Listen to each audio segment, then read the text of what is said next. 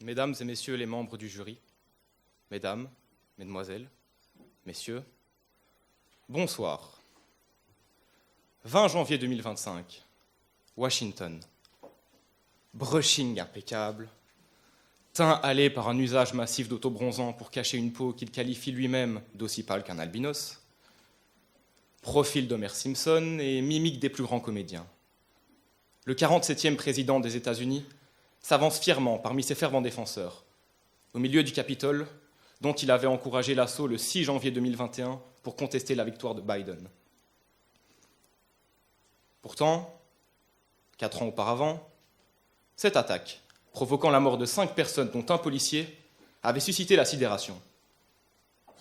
Qualifiée d'insurrection, de coup d'État, de putsch, elle a indéniablement marqué une rupture dans l'histoire américaine. Mais les républicains du Congrès ont continué de soutenir Trump et le revoici à la tête de la plus grande puissance mondiale. 2 excès, nous dit Pascal. Exclure la raison, n'admettre que la raison. Selon lui, exclure la raison, c'était risquer d'aboutir au fidéisme et à la superstition, alors qu'opter pour une rationalité totale interdisait de comprendre toute part de mystère, que toute religion enferme nécessairement. Exclure la raison, Trump ne le fait que trop bien. N'admettre que la raison, il y a encore du travail. La raison est cet outil incroyable qui nous permet de réfléchir, d'opter pour des choix éclairés en faisant abstraction de ses préjugés, de ses émotions ou de ses pulsions. Elle permet de distinguer le vrai du faux, d'évaluer les conséquences de ses actions et de résoudre des problèmes en s'appuyant sur des faits, des principes et des relations de cause à effet. C'est aussi cette même raison qui me fait défaut lorsque je scrolle sur TikTok alors que je devrais aller dormir. Pascal nous met en garde contre 2 excès. Exclure la raison, c'est par exemple opter pour des décisions guidées par la colère, comme quitter un emploi ou détruire un objet de valeur sur un coup de tête, sans penser aux conséquences. C'est aussi miser toutes ses économies sur un pari sportif, malgré la probabilité extrêmement faible de succès. C'est encore s'enfuir d'un examen ou d'un entretien par peur, sans chercher de solution pour surmonter l'anxiété. Je ferai l'impasse sur les exemples tristement célèbres d'Hitler, Staline ou Mussolini. J'ai déjà parlé de Trump, je peux aussi évoquer l'un de ses prédécesseurs, George W. Bush. Sa décision de déclarer la guerre en Irak en 2003, basée sur des preuves erronées, des armes de destruction massive inexistantes, a été critiquée comme une exclusion de la rationalité stratégique.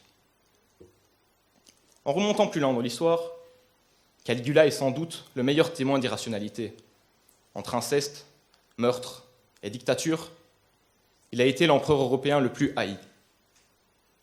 Van Gogh peut aussi être rangé parmi les personnes qui ont exclu la raison, puisqu'il n'avait de cesse d'ignorer sa santé mentale et financière au profit de son art. Citons encore Marie-Antoinette et sa célèbre phrase « S'ils n'ont pas de pain, qu'ils mangent de la brioche ». Et je vous épargnerai le florilège de nos politiciens belges qui, trop souvent, excluent la rationalité. Abordons maintenant le contraire, qui, selon Pascal, serait n'admettre que la raison. Ici aussi, les exemples pleuvent.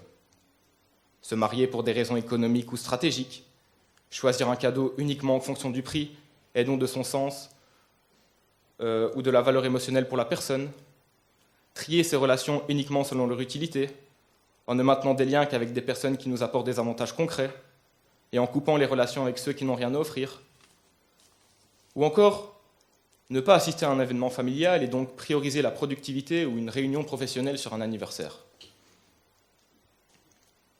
Parmi les grands rationalistes, nous pouvons citer Kant, qui, dans son éthique basée sur la raison pure, rejette les émotions dans la prise de décision morale.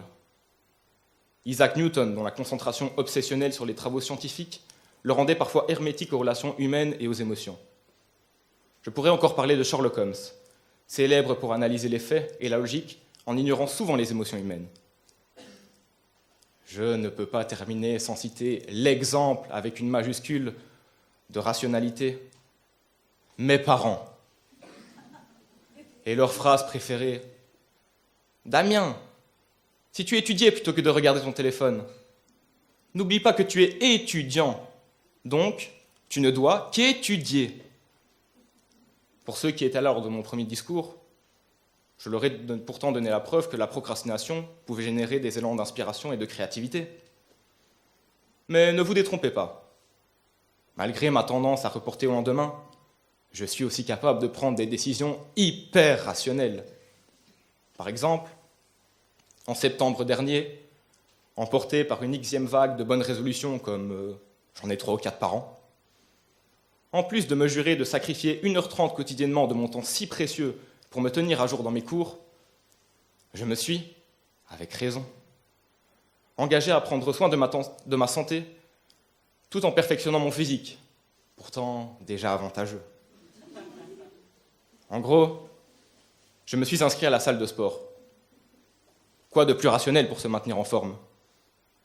Dans cet élan d'idéal, avec la raison m'indiquant qu'il faudrait plusieurs mois pour obtenir les résultats espérés, j'ai bien évidemment opté pour l'abonnement annuel, facturé à 40 € par mois, bien plus avantageux que l'abonnement mensuel résiliable à 50 €.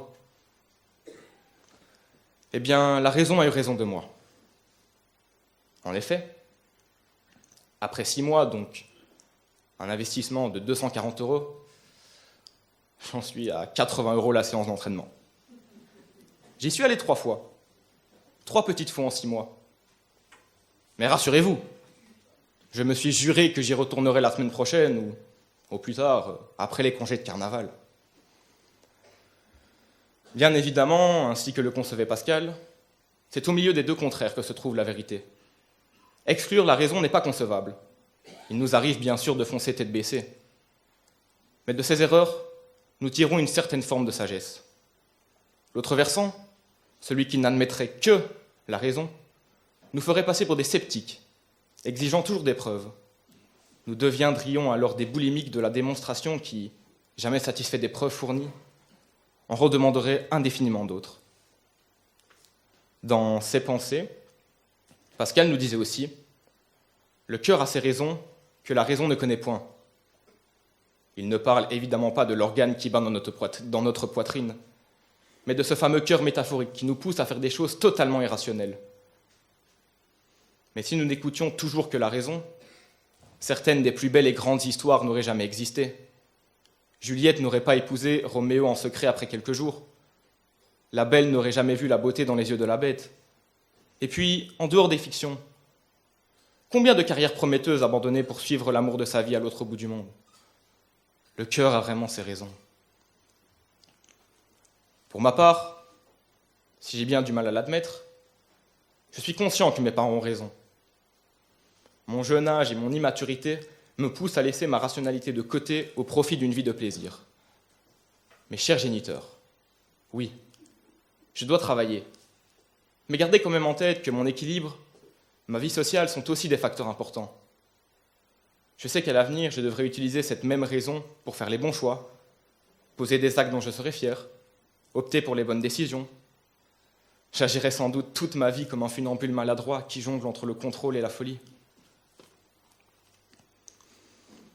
Mesdames et messieurs, je crois que Pascal avait raison. Mais peut-être que, plutôt que d'éviter les deux excès dont il nous parle, devrions-nous juste apprendre à les accepter. Car la vie est justement cet équilibre fragile entre des choix absurdes et des décisions parfaitement raisonnées. C'est ce qui la rend si belle et si drôle, et parfois complètement insensée. Montaigne l'avait déjà dit. La sagesse a ses excès et n'a pas moins besoin de modération que la folie.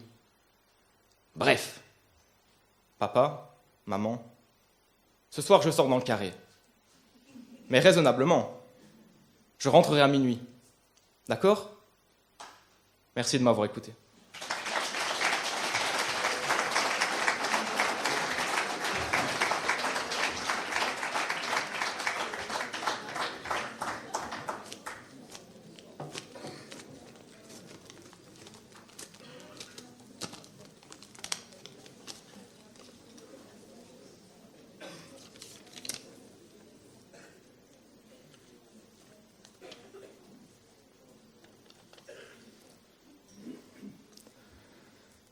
Alors j'ai pioché la citation suivante. La jeunesse est un don de la nature, mais c'est tout un art de vieillir.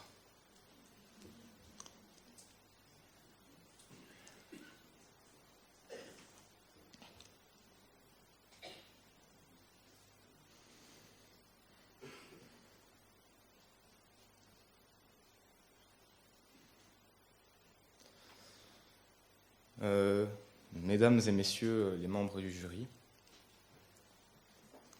cher public, un jour, le grand Pierre Desproges a dit « Il vaut mieux se taire et passer pour un con plutôt que de parler et ne laisser aucun doute sur le sujet. »